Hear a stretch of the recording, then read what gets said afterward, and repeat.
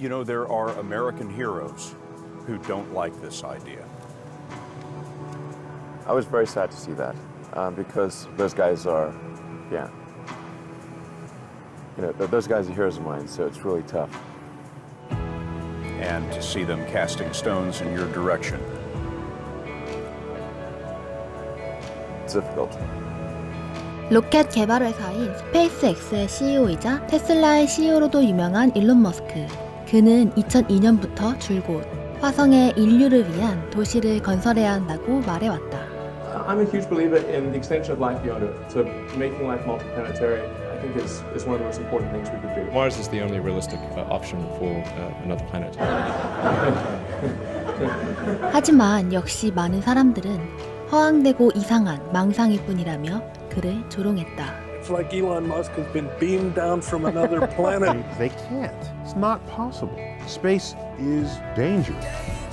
도시 건설은 고사하고 그 많은 사람들을 화성으로 이주시키기 위한 로켓들을 만들어내는 데만 해도 천문학적인 비용과 시간이 들기 때문이었다.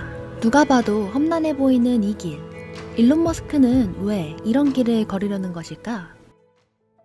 일론 머스크는 어려서부터 또래 친구들보다 책을 가까이 했다. 한 번 읽은 건 복사하듯 기억해내곤 했는데 12살에 프로그래밍을 독학해 게임을 만들곤 $500에 팔 정도였다. 늘 판타지나 공상과학에 심취해 있었고 모형 로켓을 만들어 날리는 등 또래들과는 다른 행보를 보였다. 친구 사귀기에 서툴렀던 그는 관심을 끌기 위해 선택한 것이라곤 남의 단점 지적하기였다고 한다. 원래부터 몸이 허약한 데다 이렇게 특이하기까지 했으니 그는 늘 따돌림의 대상이 되었다. 성형수술을 해야 할 정도로 만신창이가 되고 기절한 적도 있었다. 그의 곁엔 친구가 한 명도 없었다. 그는 대신에 자신이 좋아했던 만화와 책들을 가까이하며 많은 생각들을 했다. When I was a kid, I was wondering kind of what's the meaning of life? Like, why are we here? What's it all about? 이때부터였을까? 자신만의 독특한 세계관을 가지고 화성 이주와 인류의 미래에 대한 진지한 고민과 상상력을 키우기 시작한 것이다. And I was trying to think of what were the most important things that would affect the future of humanity. Being a multi-planet species and being out there among the stars is important for the long-term survival of humanity.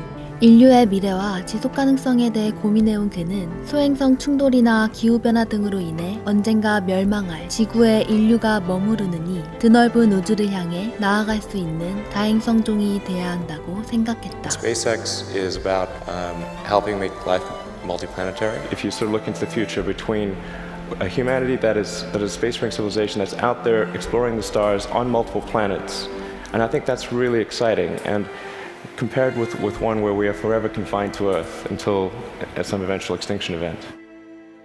그래서 그는 놀랍게도 재활용할 수 있는 로켓을 만들겠다는 아이디어로 화성에 가기 위한 시간과 비용을 줄이고자 했다. The capital cost of the rocket per launch only about $50,000.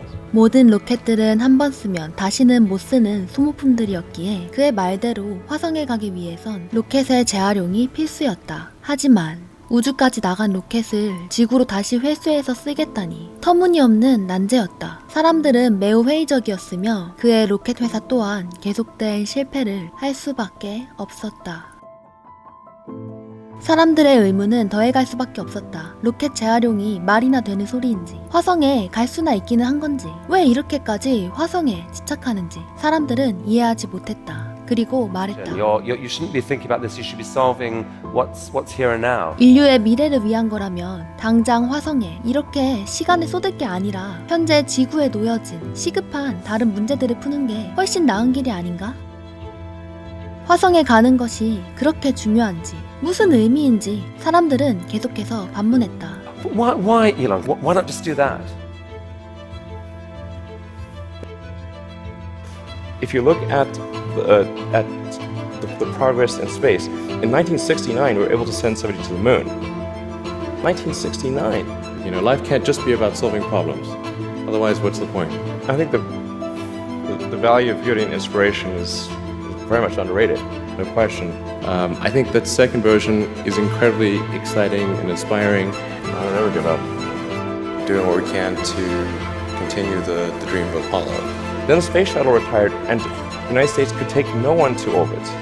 So that's the trend. The trend is like down to nothing. I'd have to be dead or completely incapacitated. The part that I find personally most motivating is that it creates a sense of adventure and it makes people excited about the future. There need to be reasons to get up in the morning.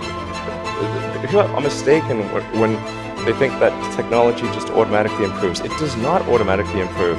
It only improves if a lot of people work very hard to make it better. There's got to be things that people find inspiring and make life worth living.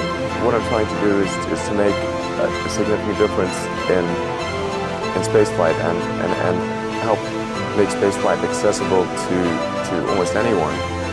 But I want to be clear. I'm not trying to be anyone's savior. That is not the. I'm just trying to think about the future and not be sad. Beautiful statement. 아무도 시작하지 않으면 영영 해내지 못할 것이다. 그렇게 그는 재활용 로켓을 개발해 우주 탐험에 대한 인류의 꿈과 소망을 계속해 이어나가고자 했다. 그리고 마침내 화성 도시계획 발표 이후 20년도 채 지나지 않은 2015년 로켓을 우주 궤도에 올리고 발사체를 완전 재활용할 수 있도록 지구로 회수하는 데 최초로 성공하고야 만다.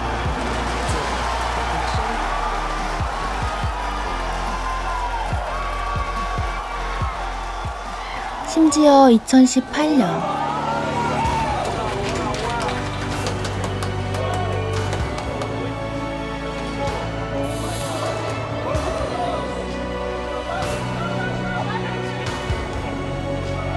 현존 최강이라 평가받은 로켓의 개발을 이끌고 화성을 향해 발사하는데 최초로 성공하였다.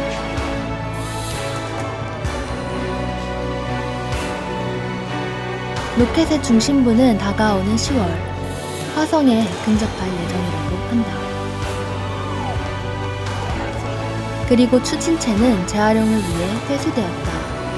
화성으로의 꿈에 한 발자국 다가서는 불가능해 보였던 소리가 실제가 되어가는 순간이었다.